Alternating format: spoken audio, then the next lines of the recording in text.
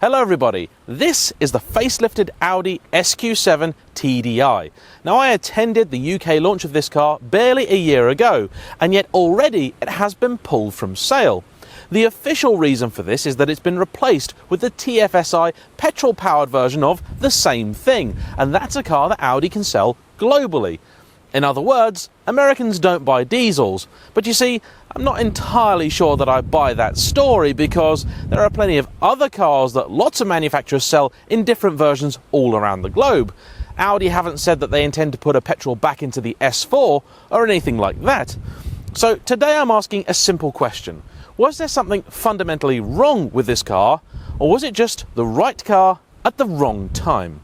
It actually took some convincing to get Audi to lend me this car. They were somewhat confused because they didn't know why I wouldn't want to drive the newer, faster TFSI, the one that you can actually go down to the showroom and buy. But you see, I felt like me and the TDI had some unfinished business. I did have another problem. What car could I reasonably compare this with? My first thought was for the Range Rover that I drove earlier in the year, and that car was packing the beautiful 4.4 litre Ford V8 diesel, a great engine.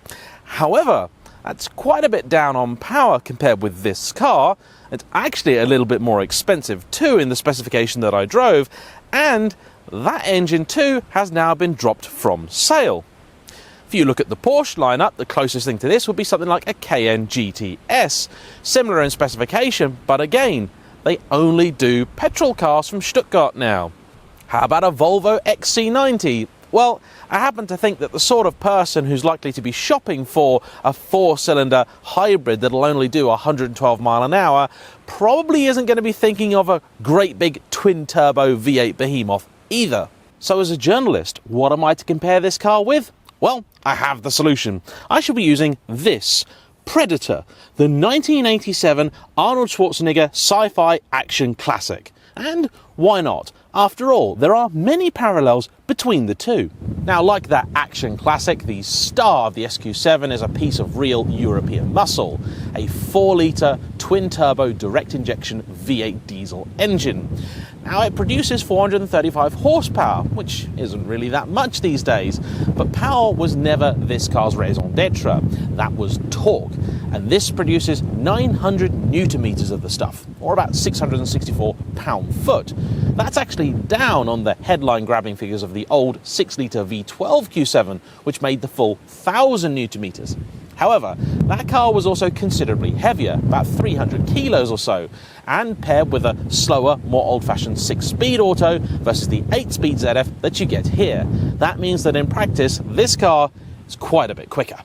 The car also features a very clever 48-volt compressor run off the car's mild hybrid system. Now, the idea of that is that when the turbos haven't got enough air from the exhaust gases, a turbine spins, gives them what they need, and you've got instant shove. Unfortunately, like all of the many sequels of Predator, they may have been good ideas, but it never really quite seems to work.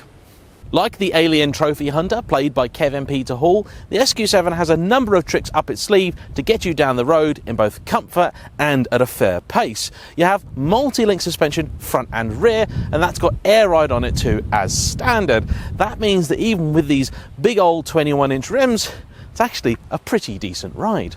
This car, as you might expect, also comes as standard with Audi's trademark Quattro all-wheel drive system, this year celebrating its 40th anniversary.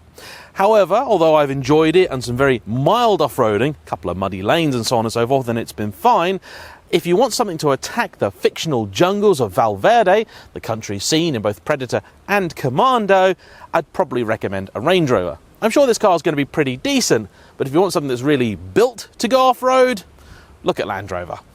So is the SQ7 then merely a retro throwback, a slice of masculine posturing and bravado that flies in the face of modern taste? Or does it have something really useful to offer the customers of 2020?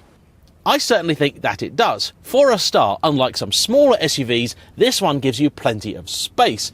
You can run it either as a 5-seater with a very large boot, or a true 7-seater with a modest boot in the back.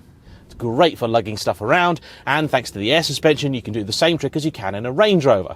You want to chuck stuff in the back, press a button and the rear of the car dips down to meet you. It's actually reasonably light in here with the panoramic roof, which is an option, and up front you've got Audi's current interior design, which is both good and bad. Like most modern Audis, it is the centre pairing of screens that I have the biggest problem with. The top touch screen is fine. I don't like them, but that's the modern world, and it means that Android Auto and Apple CarPlay work nicely. However, I see no reason whatsoever to make your HVAC controls a touchscreen as well. You shouldn't need to take your eyes off the road simply to turn the air conditioning down. That is something of a design oversight. Another design fail is the key for the car. It's nice enough, and Audi even give you somewhere to stow it when you're driving, but it's far too easy to open the boot. Between this and the RS7 that I had for a week before, I think there must have been about a dozen times where the boot had opened itself without me asking, and then he drove off with it open, or various other things. It's just unnecessary. At the very least, I think Audi should put a timer similar to the door locks, where if the boot opens and nothing happens, it should just close itself. You can't actually close it off the key either, which you can with, say, a Kia. And that means at least if you've spotted it from a restaurant or something, you could close it, but no, apparently not. I also don't like how some of these buttons are plastic. Now, that sounds like an odd thing, but I had the RS7, and in those, you get a sort of nice gloss effect. And you would just think, this being a high-end 7, it'd be the same, but it's not. It feels just a little bit cheaper. The little rotary dials here, for example, they just feel a little bit nastier than they do in the RS7, and that's a shame, because this still isn't a cheap car at £84,000. If you are in the market for an SQ7, I would highly recommend seeking out the top-of-the-line 4-sprung model, which gets you an awful lot more as standard. Now, they were a lot more money when they came out. They retailed for around £100,000, but personally, I think they were worth it, because this car is missing quite a few features that I think you really would want. For example, radar guided cruise. Not everybody loves it, but I think a car of this type should have it. Soft closed doors, double glazing, cooled front seats, heated rear seats. These are all things this car doesn't have, and you will get stuff like that in the 4-sprung, alongside other nice stuff like the 48-volt anti-roll system, making the car even sportier to drive. The good news is as well, with this car having been discontinued, there are some real bargains out there. There are brand new SQ7 TDI 4-sprungs sat at dealers with a lot of money off, and there are deals to be had. So if you want a good buy right about now, go get one of those. You may not recognise Hollywood legend Peter Cullen if you saw him, but you've almost certainly heard his voice, because he's the man behind Optimus Prime. He also played Kit's evil twin Car in Knight Rider, and believe it or not, the sounds the Predator made also came from him. The SQ7 can do similar things. The B&O stereo can make a lot of noises, and it's pretty good, if not great. And the car does a reasonable impression of a big, throaty V8 when you want it to as well. Now granted, it's somewhat synthesized, but in a car like this, I don't really care. It's decent enough, and it makes it sound like you've actually got something proper up the front. From outside though, you're not really going to wake many neighbours up. I fell in love with Predator the first time that I saw it, rented from our local Blockbuster knockoff, Choices, in Bury St Edmunds. The combination of macho action, bit of blood and gore, and classic one-liners made it absolutely unforgettable. It's a film I've never fallen out of love with, and it's also something that I just can't stop. If it comes on the TV, I have to watch it. The SQ7 and I, though, we didn't get off to quite the same start. When I first drove it on the launch, I felt that it was a very big car, somewhat unwieldy, not particularly fast, very thirsty, and something that I just couldn't see the appeal of. However, having been able to live with it for a week now, I am pleased to say that I have got to know it somewhat better, and it does have quite a few charms. And to explain a little bit more about how I've been getting on with it, we should really take it out onto the road.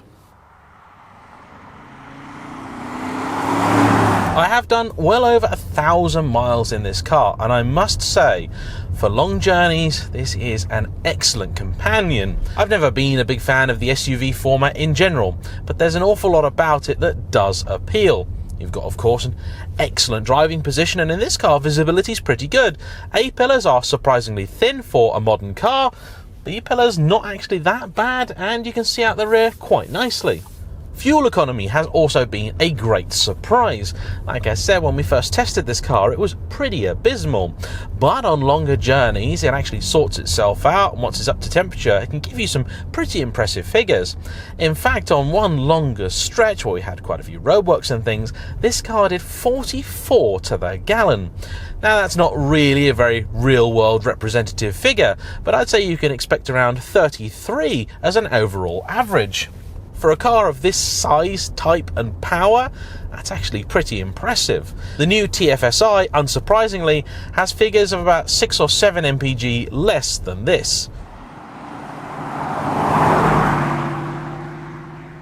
The turbo lag is still present and the car takes a good second or two to get wound up. Now, on test, that did indeed wind me up, but once you get used to it and you learn the car's character, it becomes less of an annoyance. Really, I think the reason it bugged me so much first time round is because when you're being told how little turbo lag a car has, to then find out that it has loads is rather irksome. But what it definitely does also have is a ridiculous amount of grunt. If you and your passengers need to get to your local helipad quickly, this is a car that will happily do it. You can sling it into manual mode should you desire, and it's actually alright for that. But I would say that actually for making good progress, Sport Automatic is probably the best bet. It keeps the engine spinning nicely, and with even mild applications of the throttle, this car really can shift. In fact, unlike the RS7, which you're unfortunately not going to see a full review of, it's a much easier car to drive sort of briskly. That sort of 5 to 6 tenths pace, this car's quite happy at. The RS7 really would like to go from 1 to 3 and then straight to sort of 8 tenths. There was no real middle ground. This is pretty good at that.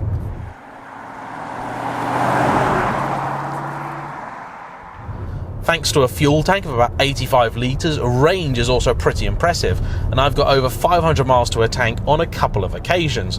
Now, the official range is something like 700 miles or so, but I don't think you're actually ever going to see that. Comfort really is very good in here, although one thing I will say is that the modern Audi design language just has something of a coldness to it. Range Rovers, for all their faults, still feel warm and welcoming, cosseting, somewhat old-fashioned, but in a very good way. This just doesn't. It's trying to be all sleek and Germanic and a bit of a tech fest, and I get what they were trying, but for me, it just doesn't appeal quite so much. Of course, there are a great number of driving modes available to you in this car. There's the automatic one, which of course will choose whatever it thinks is best, but you can also choose yourself from efficiency, dynamic, comfort. There's an individual where you can tailor your own preferences, and that's what I'm using now. And you've also got both all-road and off-road modes. One thing I wish these cars would have is a simple button you can press which would lift the car up. Now, you can do that through a couple of menus, but very often when I need that system, I don't have that long to select it. There's a couple of roads that I know where you turn off the main road, where you want the car in its nice, normal, low mode, and then you're onto something very bumpy and muddy with rocks and stuff everywhere. I just want to be able to turn off the road, click a button, and then jobs are good.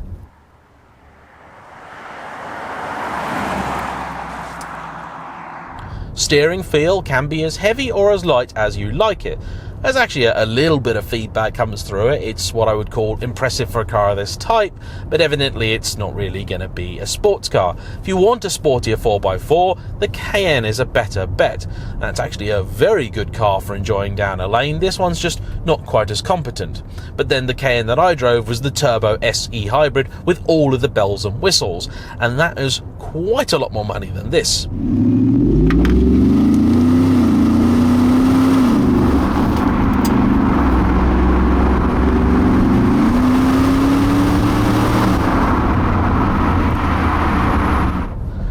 Bends, it is actually relatively impressive despite lacking the 48 volt anti-roll. You got big old 285 section tyres on this, meaning it does have pretty impressive grip.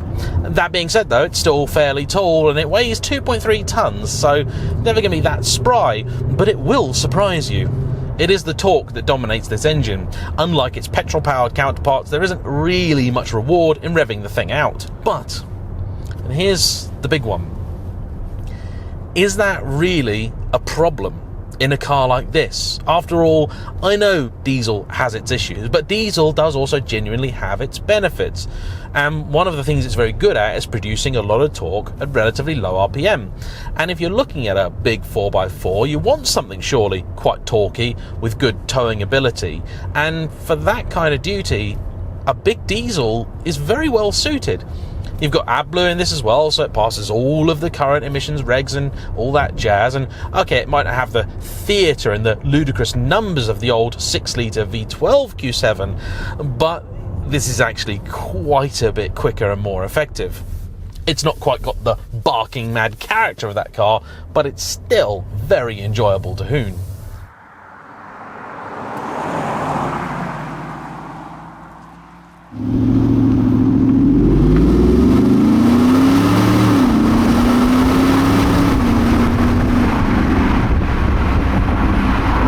It is geared fairly short, so some of the pace it has, I suspect, is a bit of a cheat. The KN is just genuinely, absolutely redonkulously fast. This thing does throw you back in the seat, and then you realise that you're only doing 70 and it's already gone to 5th. But I don't mind. I don't care. It's more than quick enough for you to let off some steam on the way home from work. You can see out of it. It's comfy. You can chuck everything you can imagine in the back. It actually looks pretty good too, especially in this nice shade of Matador red.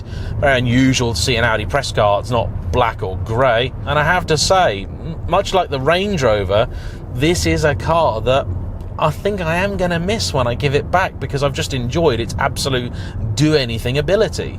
Given the choice, what would I actually have? Would it be this or would it be the Range?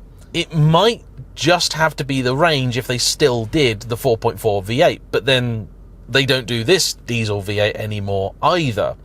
I think the Range Rover had more of a comfortable, luxurious feel about it, and this one could do with a bit of extra spec. Like, for example, the leather pack that I know you can have in here really does lift the interior. But I think the SQ7 TDI really is just a victim of the modern world. I know the many reasons why you would think Audi wouldn't want to be making diesel cars anymore, but actually this one does make some sense. To be able to have a car that does all of this and then will still get me over 35 to the gallon on a run, that's impressive. And that you definitely aren't going to be getting with the petrol. I mean, honestly, if you want something that can carry a lot of people and is really, really fast, an RS6 is actually what you want. So there we have it. Thanks for watching. I hope you've enjoyed this little look at the SQ7 TDI. I hope that you found it useful. Please like, comment below, subscribe if you haven't already, and we'll see you all for the next one. Bye-bye.